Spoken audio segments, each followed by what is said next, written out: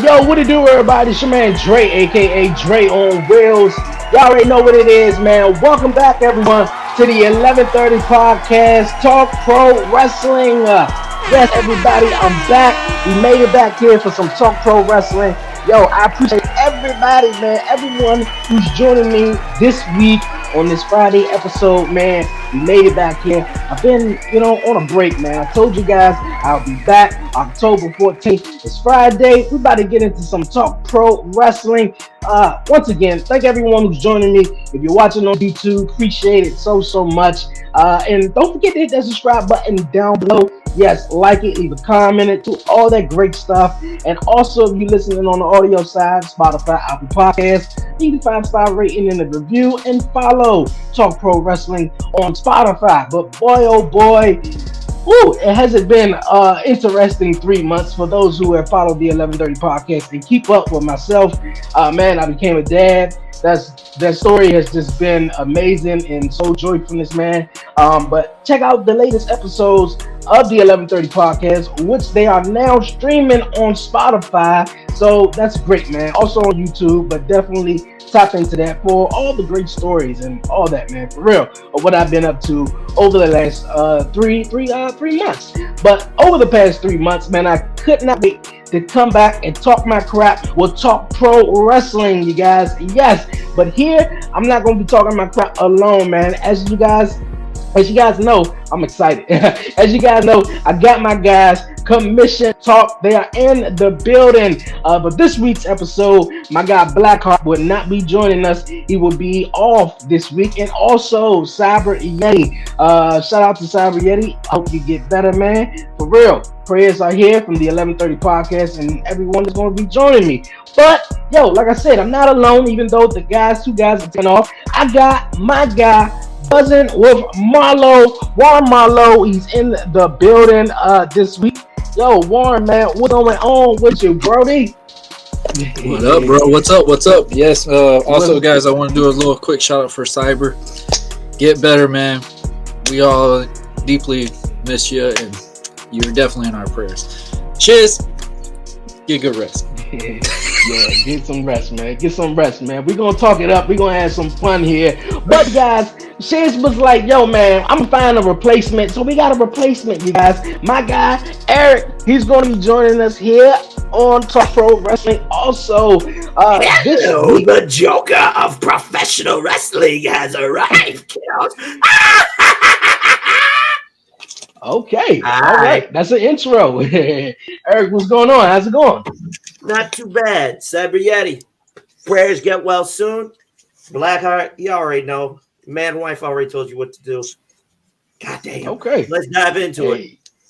Hey, that's what's up, man. But this is going to be a fun show, you guys. But before we do, definitely make sure you subscribe and tap in to Buzzin' with Marlowe, and also tap into Off the Top Ropes podcast, man, for real. Eric, you want to tell everyone just a little bit about yourself before we get started and everything? This is the first time here on the podcast. Sure. I don't know if BlackHart wants me to reveal everything or not.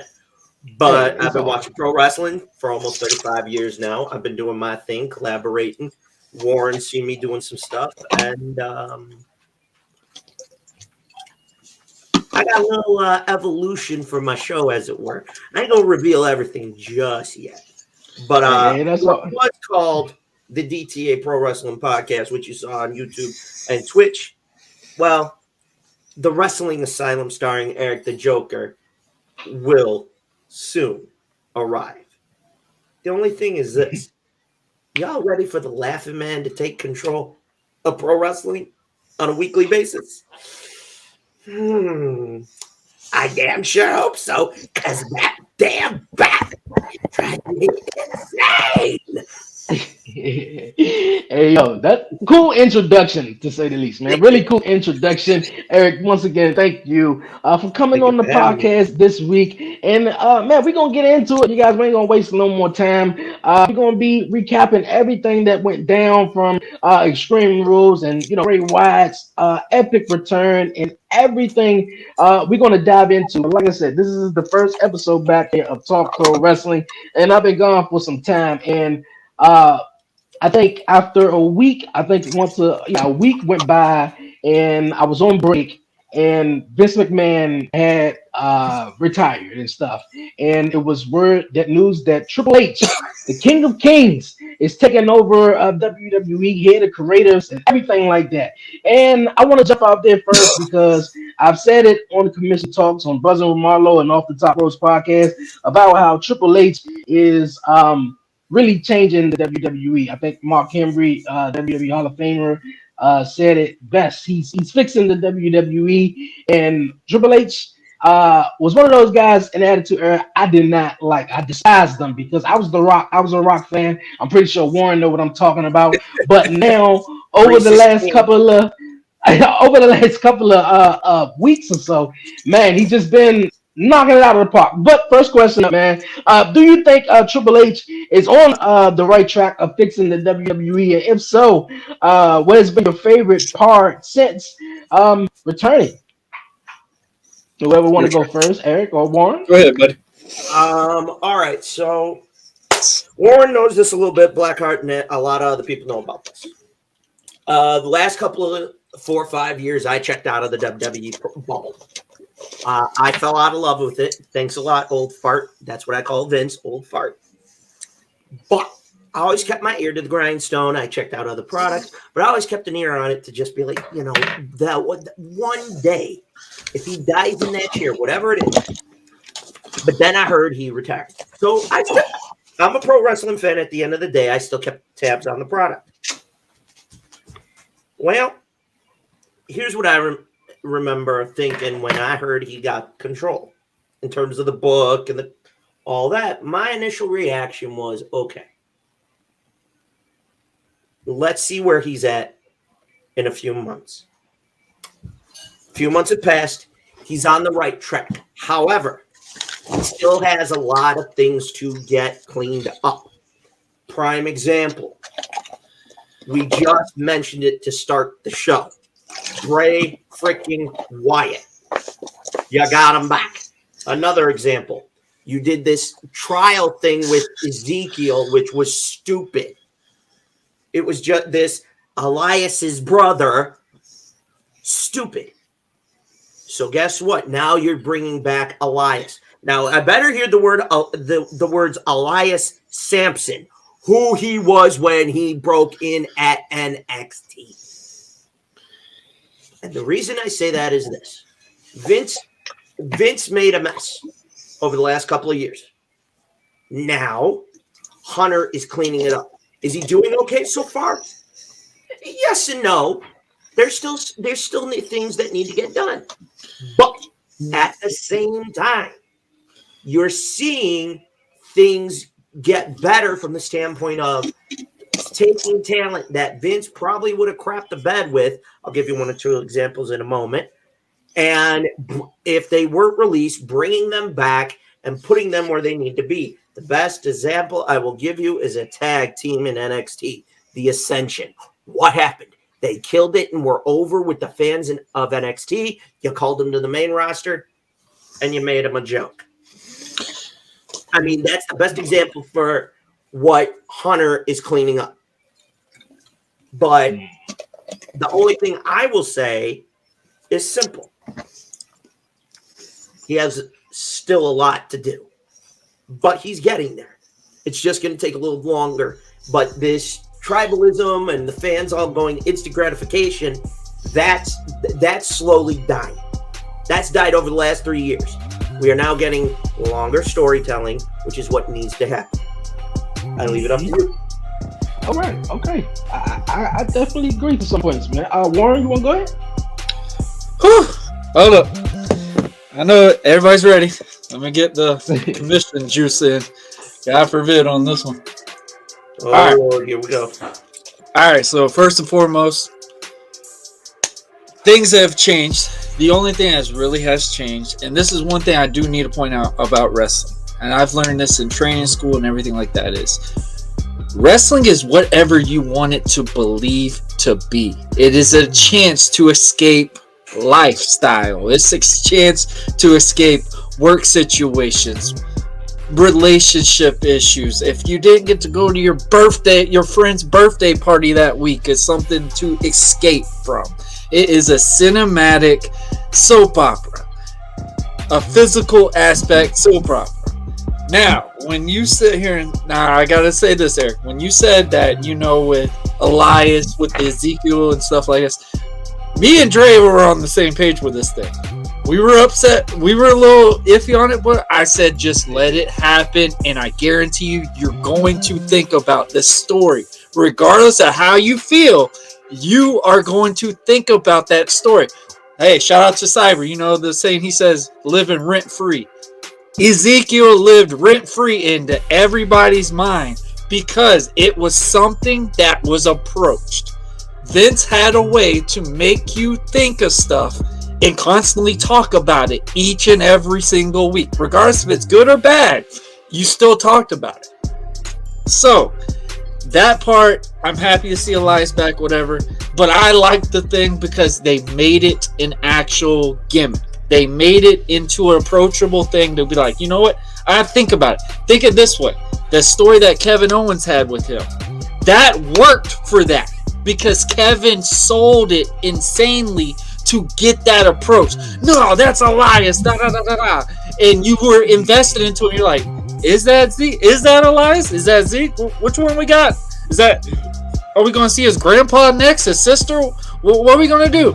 Like, it's just a constantly entertainment aspect. I get it. People watch it more of a serious mindset. That's not what this is. Wrestling is whatever you want it to be, man. And I've said it on thousands of shows and everything else. It is just an escape of life. And I will tell you this right now. Shout out to Triple H. Triple H has definitely been ready to do this. Me and Dre and Shiz talked about it for so long. He needed to come back and bring that enlightenment back into the. That's why we made that reference about Lion King, and that just skyrocketed everything else. But yes, the biggest thing that he's doing is, yes, he's giving more opportunity to other talent. Like, honestly, Johnny Gargano, Candice LeRae's back. We've got the actual wrestlers in this aspect. Now, they got to do their part. They've got to bring that gimmick out. They've got to get this crowd entertained. Like how you just said about the Ascension. The Ascension did not go over in the main roster because the NXT roster fan base is different than the main roster fan base. That is your average wrestling fan base. That's the one you have to get over because that is the one that extends you out to get on cereal boxes, T-shirts, and all stuff like that. So you have to get over on both sides. That's why there was that separation between indie fans, WWE fans. And now we're starting to see them all conjoined again. We just got to enjoy the product, man. Just enjoy the product.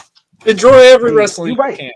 Hey, you guys got great points. Like Eric said, it's a lot of cleaning up to do. It's still some things that, in my beliefs, that still that still are playing out with stuff that Vince McMahon that already was already in written for. And I think Triple H is just slowly letting certain things go by. Then if it just not sitting well with him or nor the talent, then he just scrapping it all because what happened to Veer Mahan, who he been coming for like 8 months, and now he's on NXT. So you can see little things.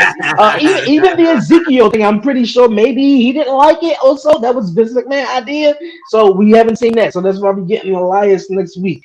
But yeah, I definitely, like you said, get both of you guys' point. Triple H is. In my book, he's fixing it. He's telling more stories. You're getting, like you said, more opportunities, and you could just feel the difference than it was just, Vinnie Mac, he's running the show. it's just coming off just a little different in my opinion. So I think, of course, a lot of cleaning up, and we gonna wait and see. We gonna wait and see what's next for Triple H though.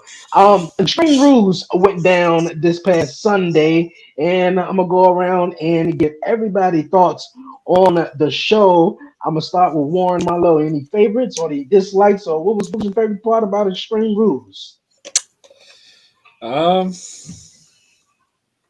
I liked the show overall. Definitely liked the show overall. It was very character driven, good storytelling from start to finish. The only one I will say that was rough on, it hurts me. It hurts me saying it, is the Bianca and Bailey match, just because there were certain little things that they could have cleaned up a little bit in that match, more believable aspect. But overall, I loved the show. It was a great show. Okay, I was about to say overall, man, that match was nice though. I thought you was about to say Liv Morgan and Ronda Rousey though. I actually like that one because I will say this: that girl took a beating, a freaking beating, and Liv kept coming back. And I mean, the table spot. Ease up on those. If you can't go through the table, find something else. You don't have to worry about going through that table. I know that was a key point in the match. But if you can't do it, don't do it. I've learned that very well. Yeah. It was a cool show. Cool show. Eric, what's your favorite part about the show? Okay. Any dislikes? Well, all right. One thing that I didn't like was, and Warren's going to get mad, but I'll elaborate, was the ending to Ronda and Liv. We've seen Ronda with the belt on multiple occasions. My thing is, Liv proved that she could hang. She's a draw. She proved it.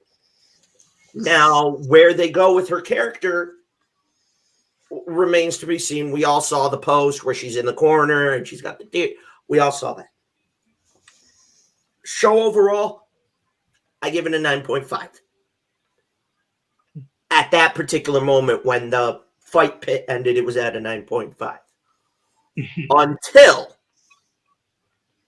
and I think all three of us are going to agree on this, he is here. One man. Bray fucking Wyatt. There's 6 of them. Yep. And the manner in which they did this, where you had the human form of every character from the Firefly Funhouse. He walks out with that new old Japanese looking style samurai mask and rips it off. And you have the blue light lamp. Shout out to Brody Lee. I'm here. And I sat there and I went, Vince nearly lost this guy totally to Hollywood. Mm-hmm. And when I heard they hired the Marvel writer, I went in the back of my mind, and I knew it was coming because I forget how many months they were using the QR codes or how many weeks, but every little piece was intricate. And when I heard the words White Rabbit, my initial reaction was, are we going to see Karrion Kross revert to his character from Lucha Underground for a minute? Or is it what I'm thinking it's really going to be? Like, there was a bit of that fog in the middle where if you were, I was a fan of Lucha Underground. I remember what Killer Kross was or Karrion Kross. But in my eyes, my initial reaction was, oh shit, it's gotta be. And when he walked out, and Warren, you know this, when you walk out in front of a sold out fucking crowd, they are white hot loud. They are chanting, holy shit. You ain't even taken the mask off yet. They're just chanting, holy shit. No, they heard and you voice. Hear the roar out of Philly.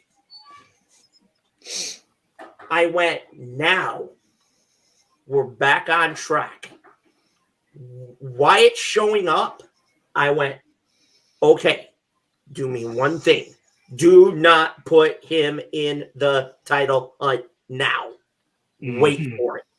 Keep him away from it there are certain stories that have been already in the making that you have to execute before you put him back in. If you throw him back in too soon, consequences could be a little. Yeah. Okay, I'm going to stop you right quick because you said something that was a follow up question right after that that I'm going to ask though. But real fast though, I thought the pay-per-view was amazing. I talked about it a couple of times. Every match was Extreme Rules. The Fight Pit match was awesome. Ronda, I thought that match was a little like okay. I did not see where they can go any further. I understand they built up Liv Morgan to become champion, and she had this little, I thought maybe she could become champion when she was going up against Becky when they did the whole video package, and I was like, hey, maybe so. But it seems though once she became champion, and I said it last week, the chase was much better than her becoming champion. And the crowd has switched on her, and then they more so with Ronda Rousey. Like, she's the heel, and everyone knows Ronda Rousey, and it's more so not that I guess they don't really have faith in her, but it seems though the crowd switched. And look at it, wrestling fans are definitely fickle. But to ask a question to what my guy Eric was saying, who would be who would be some of the potential opponents for Bray Wyatt? I'm gonna start with Warren first. For Bray, yes, for Bray. Miz. We could do Miz. We could do Kevin Owens. I mean, that would be very interesting. Get him back on that demographic grammar. Knowing that the White Rabbit and all, like, it's at least 6 of them, you could make that entitled to all the shows, NXT, SmackDown, and Raw. Like, that could be a whole takeover type scenario. Get that built up. Get that just starting to linger a little bit to like, whoa, man, I can't wait to find out what's going on with here. Is this person going to be here? What's this one going to do? Like, you have like 13 different storylines just from all that aspect. And man, it could be a good amount. I mean, we could see them go with Judgment Day. I mean, there's some things that you could see that could really help make or break that. I mean, maybe one day you might see him with Edge. I mean, there's just countless things that you can do. Maybe even the rebirth of AJ Styles and his group. Like, there's so many. That's just slow it down, have fun with it, introduce the character back to what it needs to be, get the ideas of who those characters can be. Don't reveal them all at the same time. That's the only thing I ask. Let it extend out. Let it every single week build up to find out who that possibly be. Give it a little hint. Like, you know how like they used to do, I know people will crap on it. You remember that remember the storyline where they did the interim GM? Where they did like constantly, and they would like tease saying, "Oh, because I said so." Fans were like, "Stone Cold," and then when they said, "Oh, it doesn't matter what you think," and then when they thought it was The Rock, like there was just those little things. And do something like that. Literally do something like that and get that compelling story to where the ratings will boom. We're going to watch Raw this week. Boom. We're going to watch SmackDown this week. Oh, NXT, there's a possibility with them. We could watch more in this. Get that built up to just extend out. That's all I ask. Real fast before I get to Eric, though. Bray Wyatt, man, when they came on real hot off of Extreme Rules, I was like, okay, Monday night, definitely, he's got to be on the show, right? Nope. So, I had a feeling, no. And then they're gonna keep him exclusively for SmackDown. And in my mind, when I heard that, I was like, okay, are we going back here now where we got Roman and Bray Wyatt on the same show now?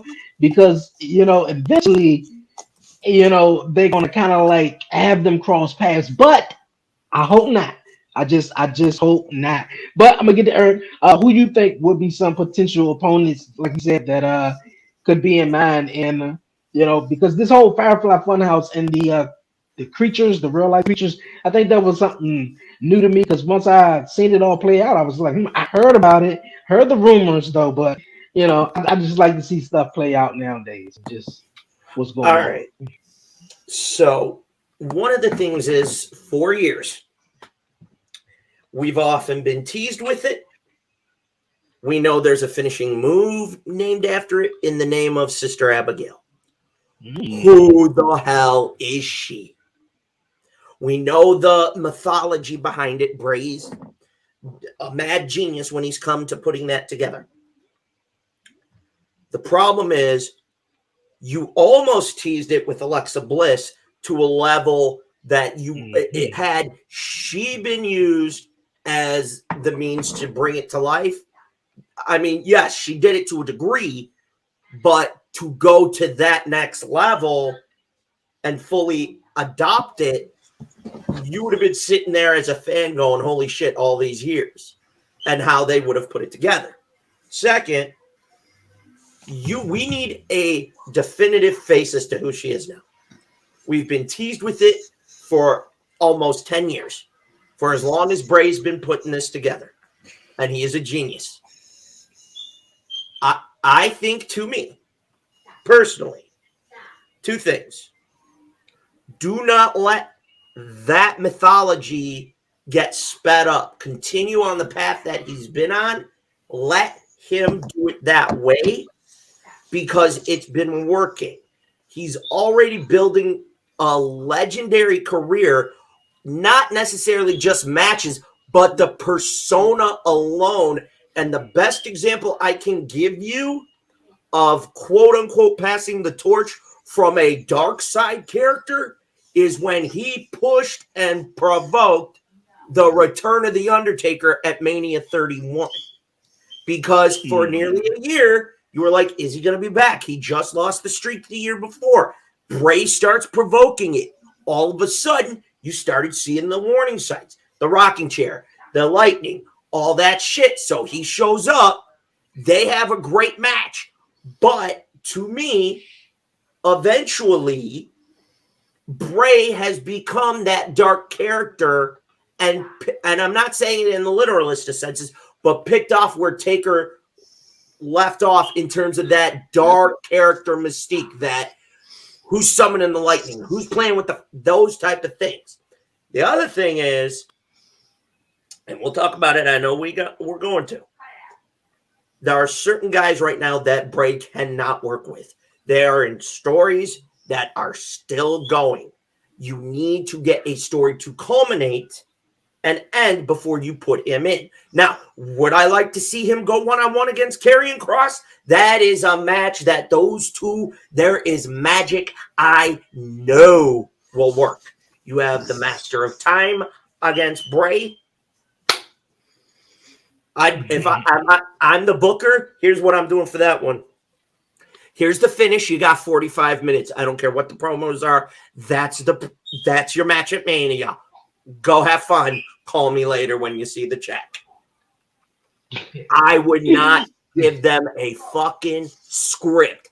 I'd look at Bray. I'd look at Kross. Go, here's your time limit. Boom. That's one I'd want to see. At some point, we need to have a rematch between Roman and Bray to settle some old scores. Not right now. The other one I want to see, and it intrigues me, Austin Theory. Yeah. I know that's why I should have said that one, yeah. And the reason I say Austin Theory is, let's get the whole Money in the Bank thing out of the way. Get that over with for the kid. Let's get him to a position where he's on a losing streak so damn bad, and it's on its way. Who else is he going to turn to for guidance? Who's the one entity he could turn to? Bray standing right there in front of him. And you can put him in any position. You could make him as Husky. You could have him as Rabblin' Rabbit or Buzzy, or heaven forbid, have him don the Fiend mask for the hell of it. You can't have him as Abigail the Witch because, well, you know, but I digress on that. The point is, that young kid can go.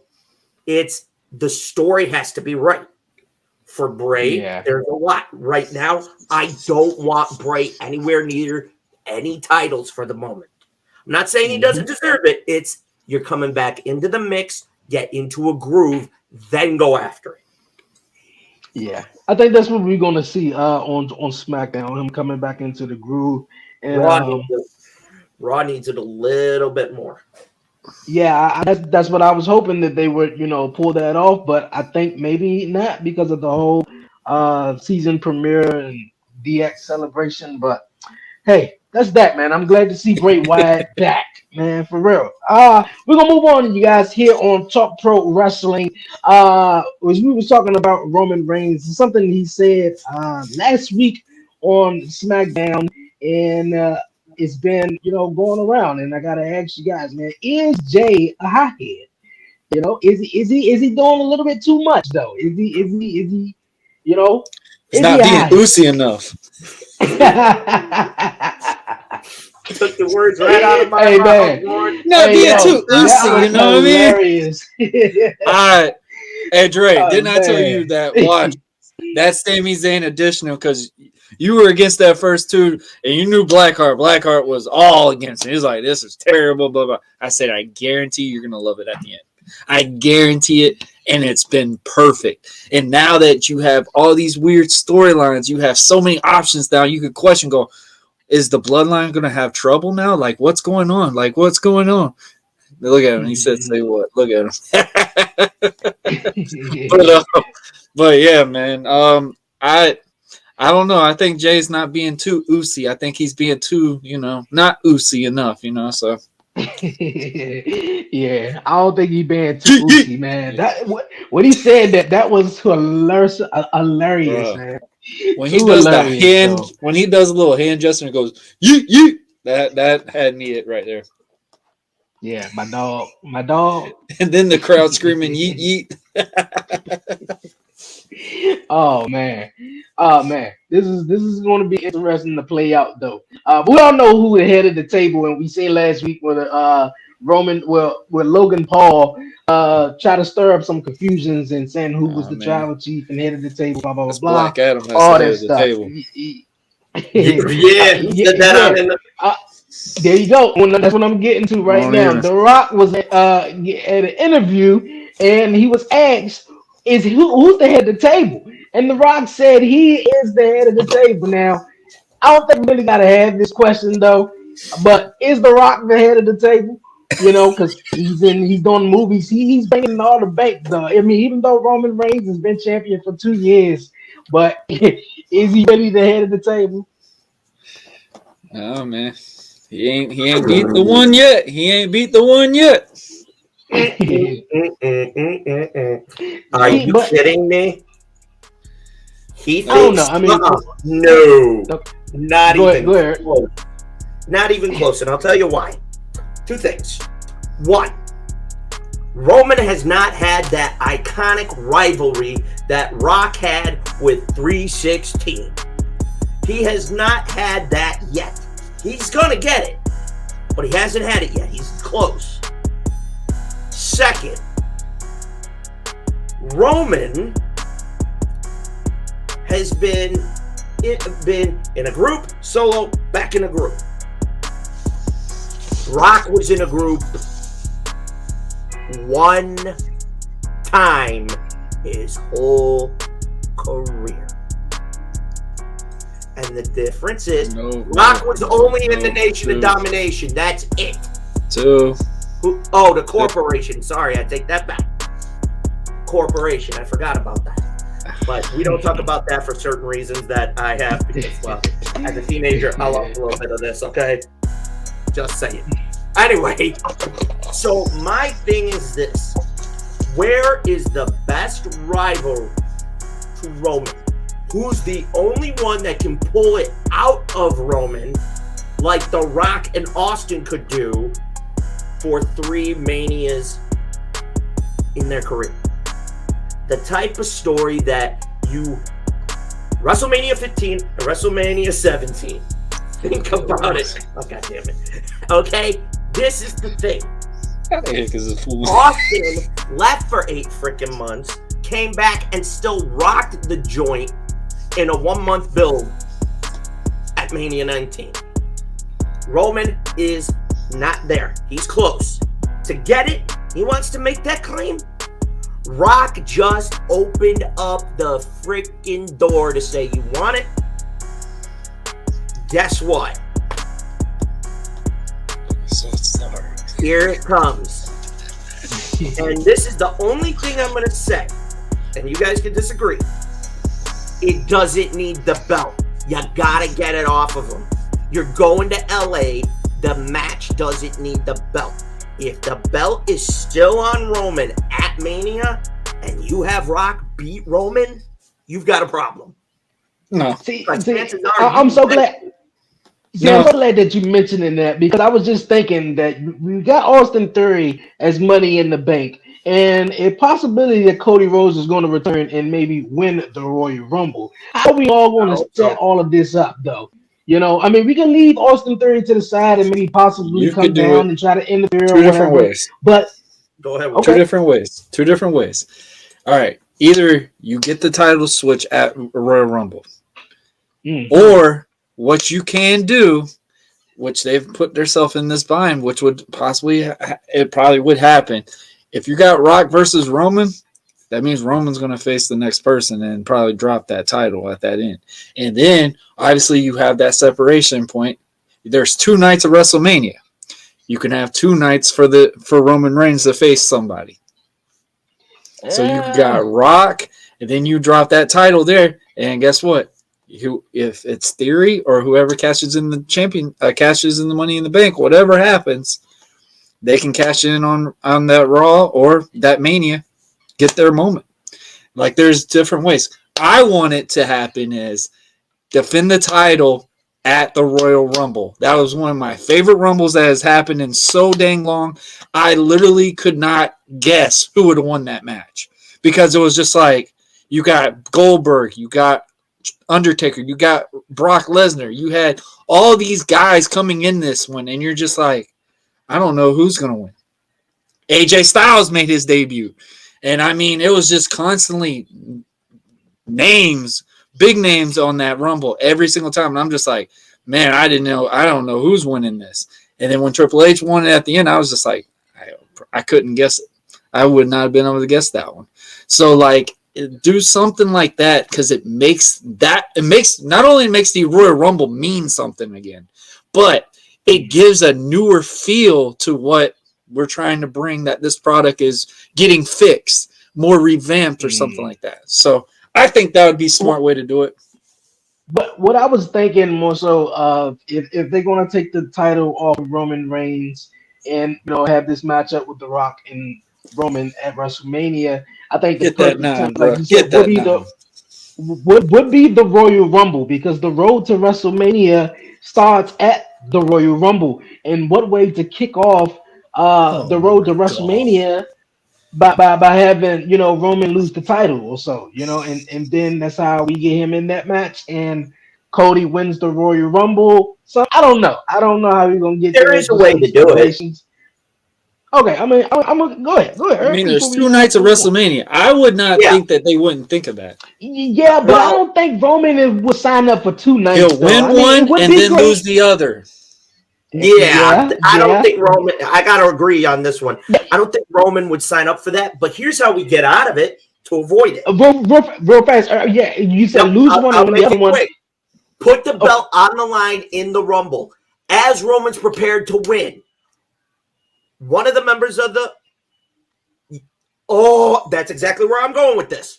All right. Here's what happens. All of a sudden, Sikoa goes to help Roman. Sikoa gets stopped.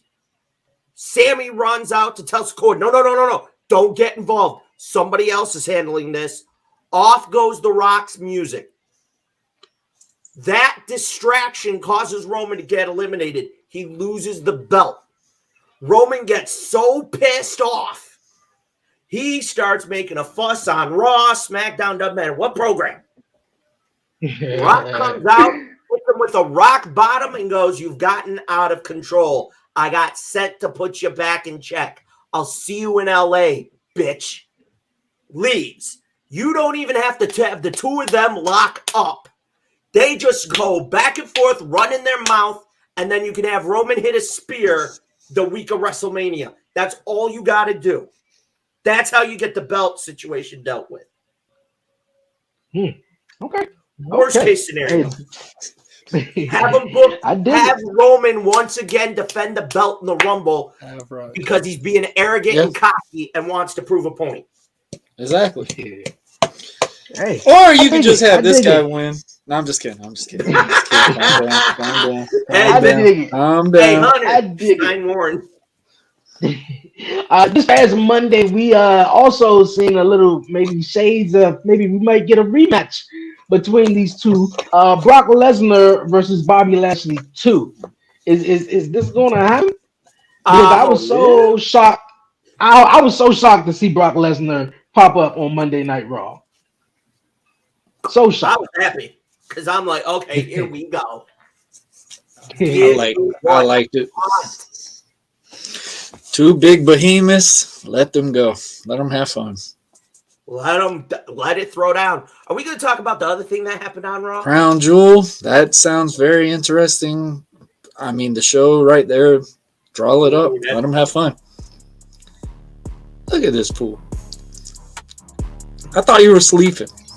Yeah. Warren, shut your face. The man is in the building. We got my guy BlackHart here. I am in Mysterioso mode right now. What's going on with you? Mysterioso. That's all that I am. Mysterioso. It's gonna be Deathstroke. What's going on with you? I mean, looking to see how my replacement is doing. Warren, you still need to shave your beard, and Dre, still look good. Okay. It just grew back, jerk. Okay. Well, reshape that damn thing, please. That's all I'm asking. You look hideous with that gray spots on.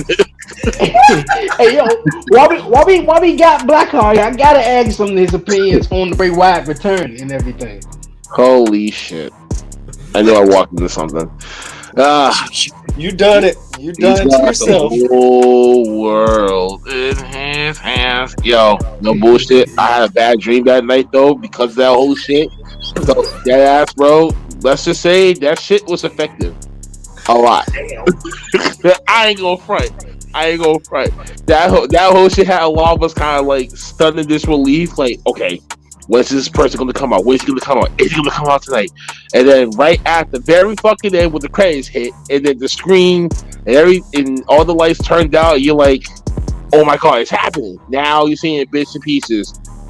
Now all the camera angles is turning towards the old life-size puppets and shit. So you see that, and you're like, oh. But then what I liked about it was the top of the ramp where they had like the door like right in front of it. That big bright light that Brody Lee had used in his intro promo for AEW. He was paying homage to that, so I was like, okay, he's definitely paying homage to his boy. You know what I'm saying? So I thought that was a nice touch. I think Triple H actually was like, that's the difference between Triple H and Vince creatively. Vince probably wouldn't let that shit fly, but Triple H was like, you know what? If you really want to do it, we'll do it. And gave it to him. And gave him everything that he wanted to the point where still now, he's still trending, isn't he? Yes. You know what I'm saying? He's still trending, even after 4 days. Yeah. 96 hours. That proves that, yo, they can do it creatively. Now it's just keeping that momentum for him. Of course, we know Fox was going to get that first dibs on him quickly. And Fox didn't waste no time on that one. Absolutely no time. Don't even let the man go on Raw. Fuck that. He said, you get a promo, that's it. Get out. Right. Now, like the very moment he came back, you're on SmackDown pronto. Like, there's no debate. But here's the checkbook. Put in the number. We'll Fox said, we want Ronda. We got Bray. There you go. And God knows what you're about to get next. And God knows what you're about to get next. God knows what you're about to get next in a few months. But yeah, this scared the shit out of me, and I would just be blunt. I thought about killing Eric because of that. For what reason? He was actually kind of a victim in my sleep. That's kind of even me. Hey, go on. I know. What is wrong with you Bray Wyatt thing. That's not my fault. I know, it's Bray's fault. There's a lot of people. There's a lot of people. I did it for Bray. There's a lot of people that had trouble sleeping that night because of that whole intro and shit. Like, it spooked them. Like for real. People said, so I was like, a lot of people said that was spooky to them. Because WWE now to do some spooky stuff.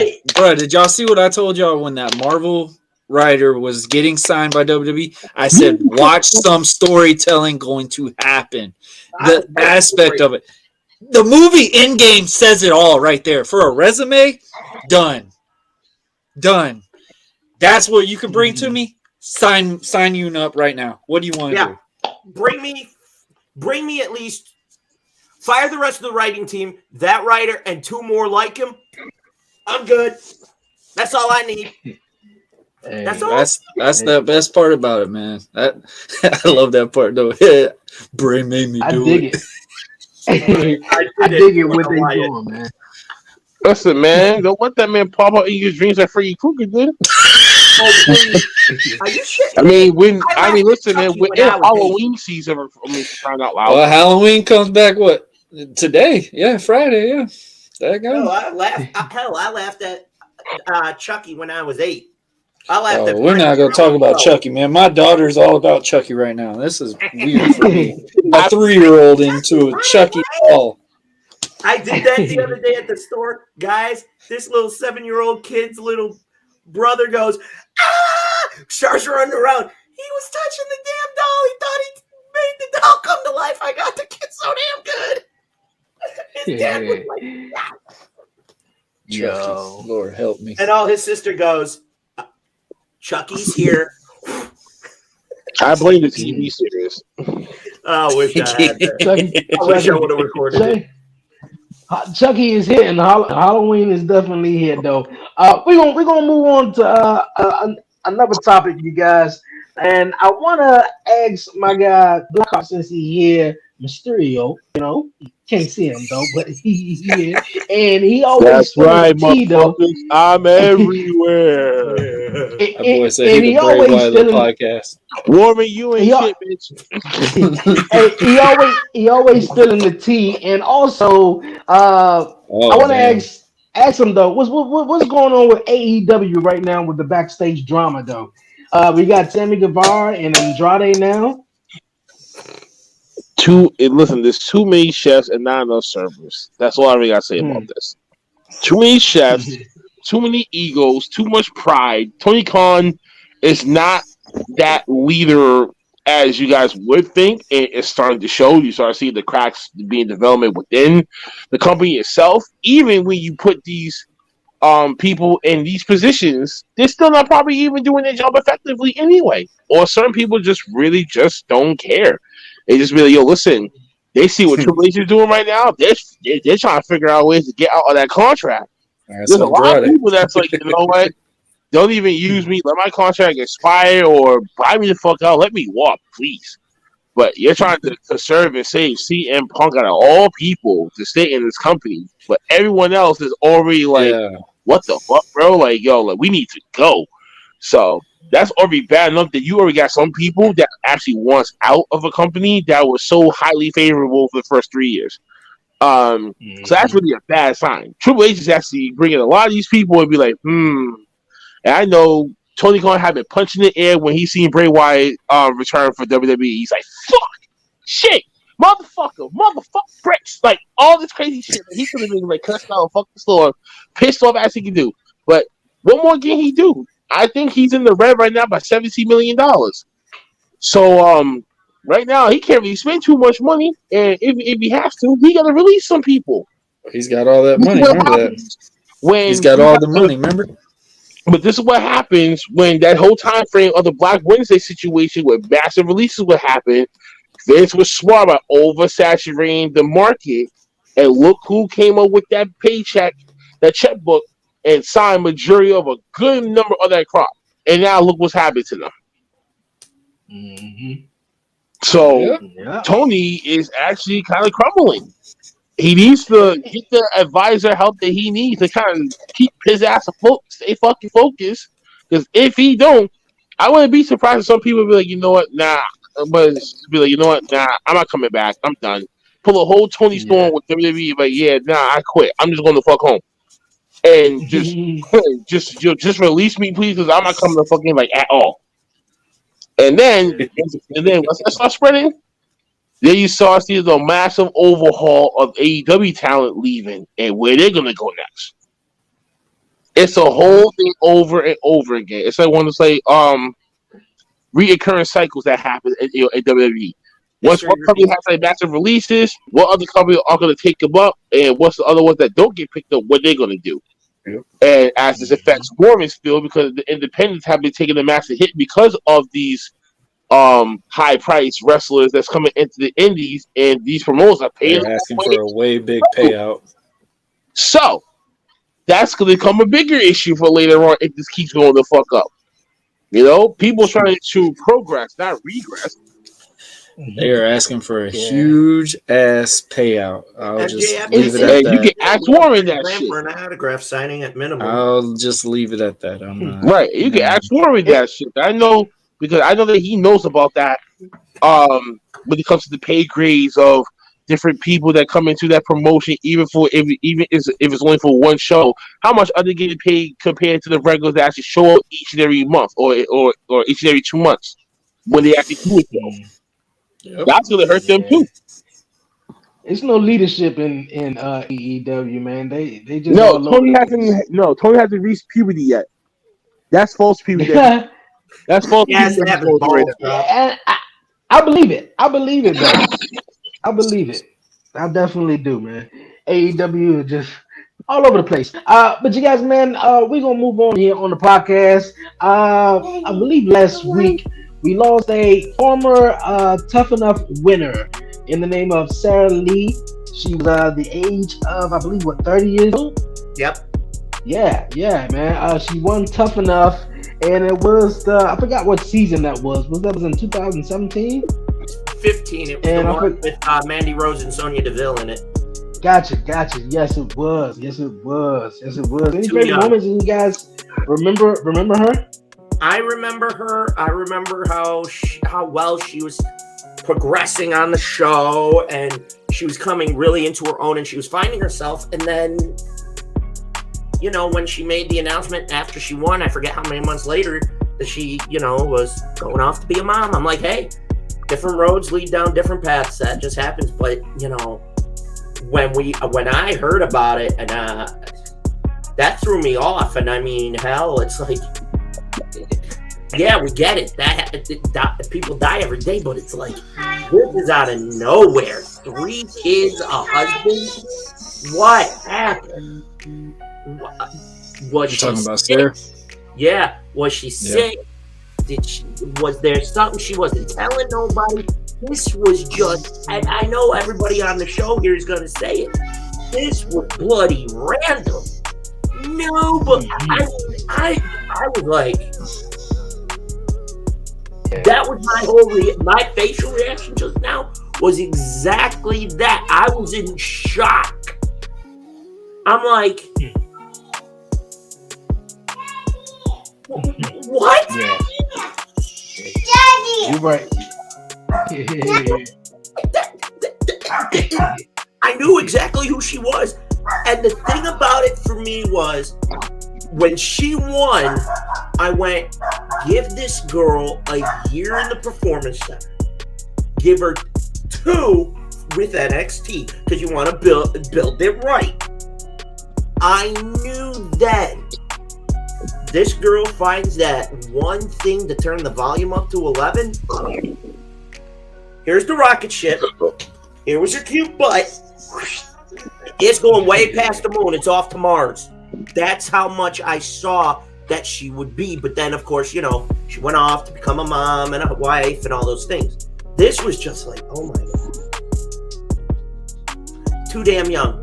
I'll say it for what it is. Too damn young. I gotta agree. Too young. Too young. I mean, I didn't watch the Tough Enough series as they kind of like rechristened them joints later. So I have no idea about this person, but I mean, Sarah did a little bit of indies. She did some work with the indies. It was not a lot, but there was little bits of it. Mm-hmm. Sarah, she had a lot of hate on her from that Tough Enough thing, because that's who they wanted to win first thing, just because she was that unbelievable, believe the odds type scenario. Fans loved her and stuff like that. So it was definitely very sudden. I think there was something saying that she had a health scare not even a month ago, and it affected her because she was just talking about getting back into, be able to go to the gym, get back in shape and stuff like that. So no one knows. Prayers definitely out to Wesley Blake, because I mean, that's a lot on him. They were two kids too, right? They were three kids. I mean, three kids. Three kids, all girls, right? They just got married not even a year ago. What? Yeah. Wow. Listen, that's another reason why Steve Macklin wasn't at that Impact show, because of Sarah. Well, because they were real close friends. Wesley Blake, even though I don't agree with your political views, but I'm sorry for your loss. And that's only one scapegoat that you get from me this week. You still a piece of shit, though, but today I let it slide. That's not funny. I know he's not. I'm laughing because my daughter, dude. What are you talking about? Whatever, Warren. Kiss my ass. But I mean, trying to pop in I'll here. be in your dreams tonight. Oh my god, I sounded like Paul Bearer for a second when I did that. But here's one thing I want to ask you guys. Warren, don't worry. We forgot to talk about one other thing that happened on Monday Night Raw. Brock Lesnar or Good Brother showing up? The return of the Good Brothers. But also, which means Triple H is trying to rebuild that bridge between them and New Japan. If they do, it means you could potentially see the final door broken. And we get the golden age that I have hoped for decades. What are we talking about? With rebuilding the bridge, building the bridge between New Japan and WWE, because we already know they have one with AEW and NWA and all that. With the return of the Good Brothers. Does this set up the catalyst, in my opinion, to break that final wall and have the resurgence of a modern day version of the territories? Absolutely. This puts us in a position that nobody could have ever thought could happen. Okay, let's just say this. This is the Great Wall of China, right? Those two just jumped over the Great Wall of China. It's like, you know what? Hey, man, we got a good opportunity to come back. That's me as the never openweight champion too. On top of that create extra incentive. Okay, then we can actually try to do this. And then, as New Japan is still trying to grow their U.S. fan base here, they're gonna need to tag team with another company. But the AEW right now, and they've been doing wonders for that. Keep them doing their little separate thing over there, but New Japan still needs to do something separate over here for WWE. And this is where the business is gonna start getting a little trickle, because who's New Japan really gonna ride with at the end of all this? AEW or WWE? That's gonna be the whole intrigue about this company that got the power in their hands. And like, you know what? We want to work with you guys, or we don't want to work with you guys. It's not the opposite way around, where WWE can make a phone call to them and be like, hey, you know, you can send us over a few people, and then we send you over a few people. It's not like that anymore. You know, these contracts, these different policies and stipulations and shit like that, when it comes to that, adds more difficulty for them to work with one another. Now, if you free up some of that whole policy shit and be like, you know what? Some people that's not really TV made for WWE can go still do independent shows. Go ahead, do that. You know, not everyone needs to be at a TV taping each and every fucking week when you're in WWE, especially people that's not really being used, like, at all. And if that's going to be the case, then have a partnership with NXT and the New Japan dojos. Shit, that'd be great breeding ground for them to share. That would be huge. Uncharted talent, and try to get them more different experiences so they can be primed up to come to the main events and the main roster for both companies. So That would be huge. So why not? Like, why could you do that? Same thing for AEW. The whole AEW enhanced talent brackets. Dark elevation. You can still do that type of shit though. They're just not thinking like that. They only think about how can we bring the big bucks in utilizing New Japan. I think Triple H is using that as like, okay, how do we rebuild the bridge? So later on down the line, say like maybe like a WrestleMania show 2 years from now, you can see WWE and New Japan stars all in 1-2 night extravaganza. Ooh. People don't think like that. I think Triple H is opening. He's over his chakras, buddy. He's over his motherfucking chakras. That's what I'm talking about. So, I open up my Shinigan and I say this: Triple H is in full effect in 2 years with New Japan, and maybe Impact. You might never know Impact. You might never know shit. Impact needs some help. Imagine Lady Frost. Scott D'Amore reach out to Triple H right now and be like, "Yo, let's work together." Oh my God, Tony would have been a hissy fit. He would have been a hissy fit. But what the fuck? Like, they was on the all side up. I'm like, wait, Tony, you disrespected the men's women's division. Now he doesn't want to deal with you. Though some of those people came from WWE. Scott D'Amore would rather work with someone that actually be like, you know what, thank you for bringing this talent over. Motherfuckers. Hey, man. It's like Disney, bro. They're the big daddies. That's really what it is. Yeah. They're the big daddy. They offer that money. Whole lot. Yeah, whole lot of go. I agree with Blackheart. You say in about 2 years, full effect, he's all the way in. Triple H is definitely all the way in. Before we end this interview, guys, get on the final thoughts. You guys have anything you want to say? It seems like Warren daughter has everything Warren, you to ain't say. shit. Warren, you still ain't shit. I mean, this was just a way for me to test out Mr. Eric the Joker right here. We all know Cyber's the situation right now. And we all trying to make sure maybe there could be a spot that he slides in that little bitch right here and he comes to fourth. Hey, that's what's up, man. Eric did a wonderful job. Don't look at me like that, Warren. I'm talking to my daughter. Stop. Whatever. I saw that look on your face. You see how many times I'm... My niece has done nothing to you. You telling me now? You hear this? Yeah. Matter of fact. Hey, baby girl, go tell him that Uncle Sean says go eat. Hey. See? That time didn't go too long. See? Even she knows the truth. But like I said, Warren, you ain't shit. Eric, this is just a test. And Dre, you still doing your daddy. Liability, your damn location. Yeah. So you could have her for a week. I mean, listen, she can't handle me for 1 whole week. No, absolutely never mind. This would not even be a thing. No. Nope. She'd have a whole different word dictionary than she already does from me. Yep, she'll come back like, oh, I'm like, yo, listen, new clothes, new everything. Get that. Saying, what? She'll be like, when you start wearing Jordans? Is it new clothes? New clothes, everything. New OTTR gear, you're going to be like, oh my God, he's brainwashing my child. Oh my Lord. Yo. Listen, I will be your Raven in this case, Mr. Sandman. I love it. I dig it. Yo, before we wrap it on up here, final thoughts, man. Anything you guys want to say? Eric, Warren, Blackheart? Go ahead, Eric. I said my piece already. All right, first to me, Tony Khan, finish letting your balls drop. You've hit a bit of a snag.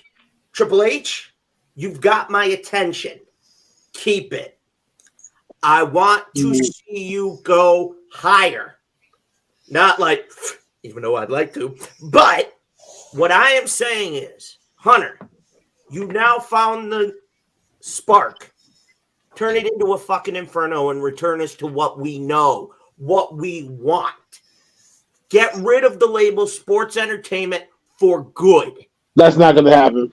No, stop that. Right. No, stop that. You are over. This is what we were talking about from the beginning, man.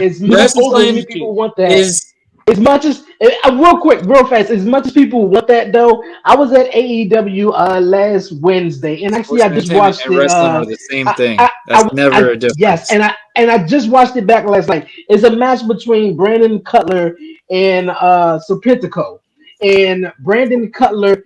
Obviously, he was with the Young Bucks and stuff, and Serpentico, he's with, I can't think of the guy name with the third eye or whatever, but they had one hell of a matchup, and it was entertaining. But Luther, there you go, and it was so entertaining. The crowd in the venue was going crazy, and I was like, professional wrestling, like it's all sports entertainment. It's all sports entertainment at the end of the day.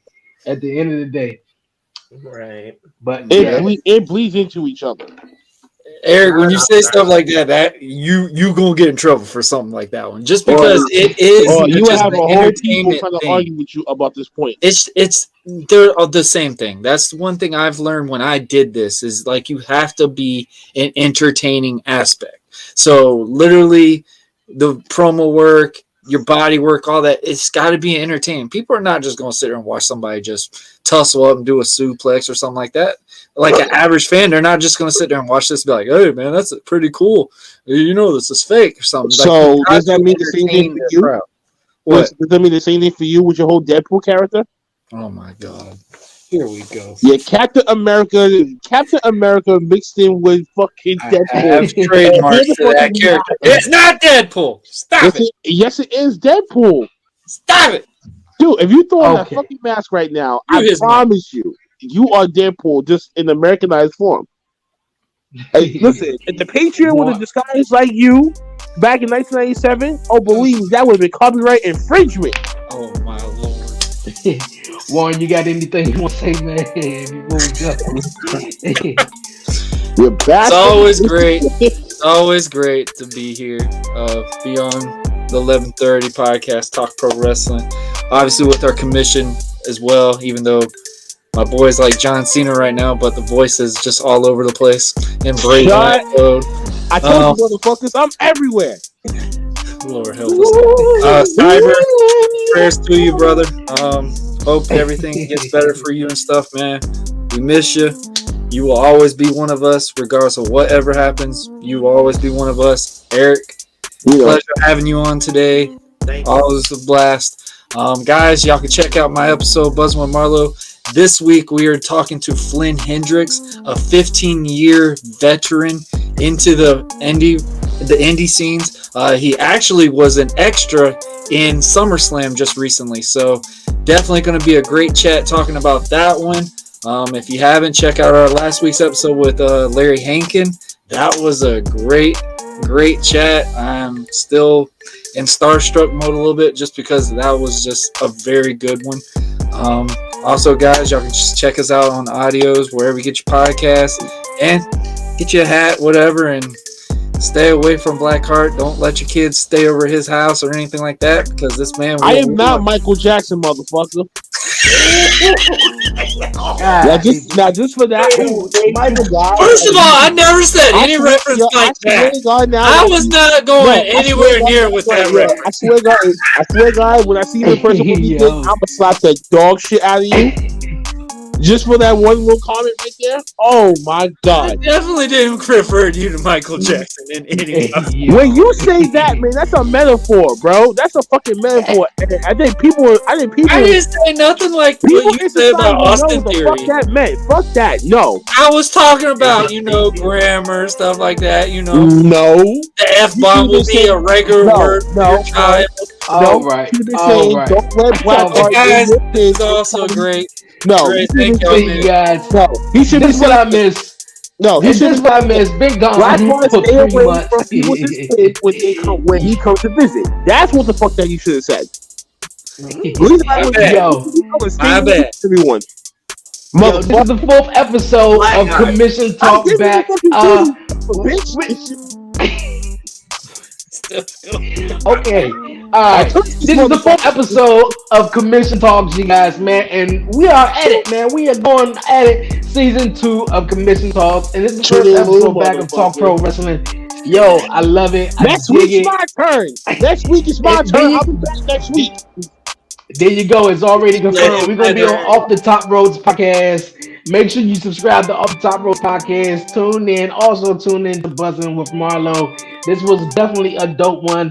And before we head on out of here, you guys, I gotta remind everyone: Beyond 1130 Beyond 1130 is coming December 1st. And also, you guys, tune in to the 1130 podcast main show on YouTube, and is now available on Spotify. If you want to listen on the go, tap into Spotify, the 1130 podcast. Oh wait, great, one more thing. Go ahead. Download the Independent Wrestling Network app, man. You know what I'm saying? Download the IWN app on the Google Play Store and at the Apple Store. You dig what I'm saying? Go follow your podcast while on that app, please. Thank you. There you go. For real. Follow all your. Shut up, Warren. What did I say? BlackHart, can you hit him with a surprise? Don't get cute. No, don't get cute, Eric. God damn it. Yo, follow all these platforms, all you guys podcasts. Before I go, don't forget to follow the 1130 podcast on all social media platforms. Follow me on Twitter at the 1130 podcast, like the 1130 podcast on Facebook, and follow me on TikTok, man. I'm trying to get the hang of that and all that great stuff. Definitely follow me on TikTok. And also, you guys, definitely subscribe to the 1130 podcast here on YouTube. Another episode will be back next week of Talk Pro Wrestling from myself, Dre, aka Dre on Wheels. BlackHart, man, he's somewhere around here, man. I don't know what we hear, man. Motherfucker, Halloween, everywhere. He everywhere, man. He everywhere. From Eric, Marlowe. This was great, man. For real, I appreciate it, man. Yo. This was a great one. Enjoy the rest of your day. Enjoy your guys' weekend, man. Sure. We'll be back with Commission Talk next week on Off the Top Rows podcast. We out, man. Ooh, where's the bitch?